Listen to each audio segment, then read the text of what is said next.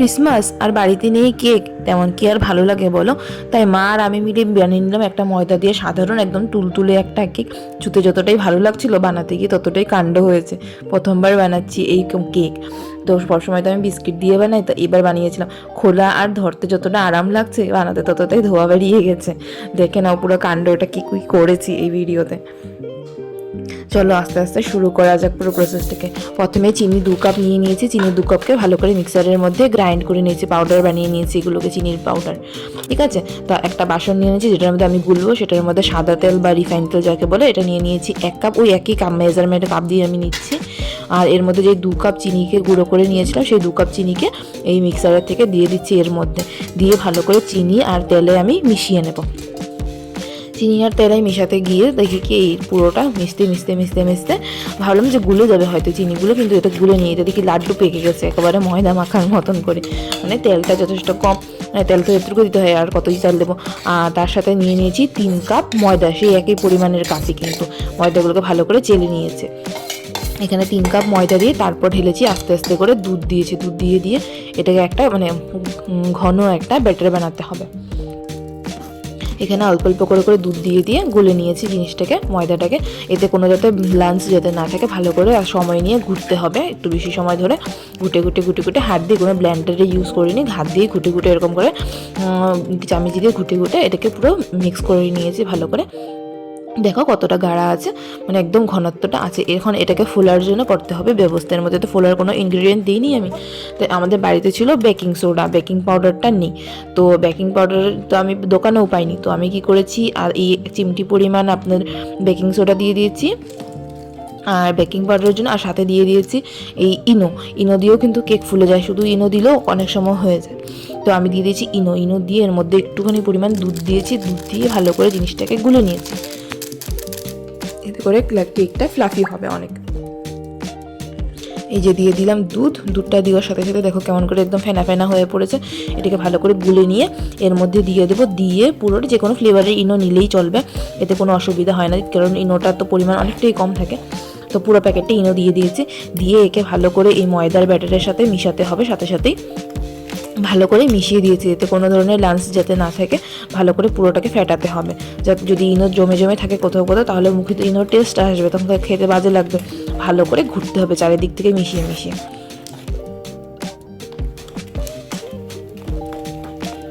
দেখো ভালো করে মিশে গেছে, কিন্তু ইনোটা পাশে পাশে কোথাও কোথাও কমলা কমলা রং হয়েছে, মানে ইনোটা জমাট হয়ে আছে। ভালো করে আরও ভালো করে ঘুরতে হবে, পাশগুলোকে নিয়ে নিয়ে দেখো ঘুরতে ঘুরতে এরকম হয়ে এসেছে। আর কতটা ঘন দেখেছ, একদম গাঢ় গাঢ়। এরকমই গাঢ় করতে হবে, বেশি গাঢ় করলেও কিন্তু হবে না। এই বাটিতে আমি কেক বানাবো। এই বাটিতে প্রথমে নিয়ে নিয়েছি সাদা তেল, একটু বেশি করে সাদা তেল নেবে। সাদা তেল নিয়ে চারিদিকটা ভালো করে সুন্দর করে লাগিয়ে দিতে হবে। আঙুল দিয়ে ঘষে চারিপাশে লাগিয়ে দিলাম। লাগিয়ে দিয়ে এর মধ্যে পেপার দেবো। দেখো বাটার পেপারের কোনো দরকার নেই, কারণ বাটার পেপার আমরা সাধারণ ঘরের মধ্যে পাওয়া যায় না। আমি কি করেছি, নর্মাল যে খাতার যে পেপার থাকে বা ডায়েরির পেপার থাকে, এই পেপারকে বাটির সাইজে গোল করে কেটে নিয়েছি। কেটে নিয়ে তেলের মধ্যে বসিয়ে দিলাম। এরকমভাবে কাগজটা তেলে পুরো ভিজে যেতে হবে। ভিজে গেলেই বা এই সাধারণ পেপারই হয়ে গেল বাটার পেপার। আর কোনো বাটার পেপার ইত্যাদি ইত্যাদি কেনার দরকারই নেই। দেখো কত সুন্দর সহজে হয়ে গেল, তাই না?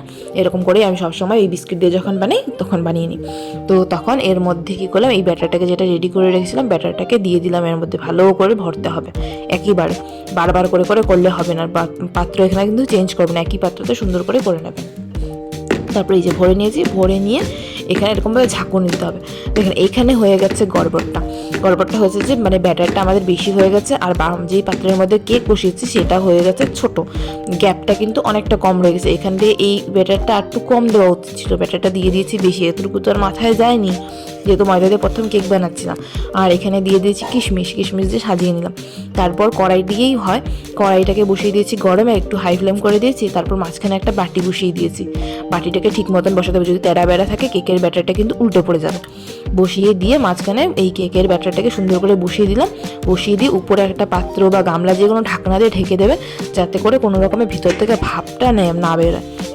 ভালো করে ঢেকে দিতে হবে, মানে আশপাশ করে করে সুন্দর করে ঠিক করে দেবে, যাতে কোনো ফাঁকা না থাকে। ফাঁকা থাকলে কেকটা হতে সময় লাগবে। কেকের জন্য চাই 40 বা 45 মিনিট। এরকমভাবে লো ফ্লেমে করে দিয়েছি। তারপর কড়াইটা গরম হওয়ার পর লো ফ্লেমে করে, এই দেখো 7টা প্রায় 10 বাজে, 7টা 10 থেকে ধরো 8টা পর্যন্ত আমরা অপেক্ষা করবো। 50 মিনিট হয়ে যাবে, 8টার মধ্যে হয়ে যাওয়ার কথা। 8:30 7:30টার দিকে আমি এসেছি, এসে দেখি এই কাণ্ড হয়ে গেছে।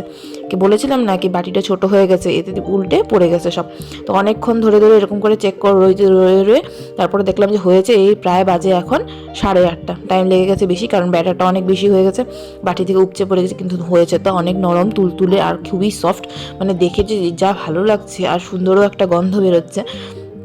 কিন্তু এটাকে এখন নামিয়ে নেবো। একটুখানি পড়ে যাওয়াতে মানে জিনিসটা একটু দেখতে বাজে হয়ে গেছে, নয়তো খুবই সুন্দর হতো।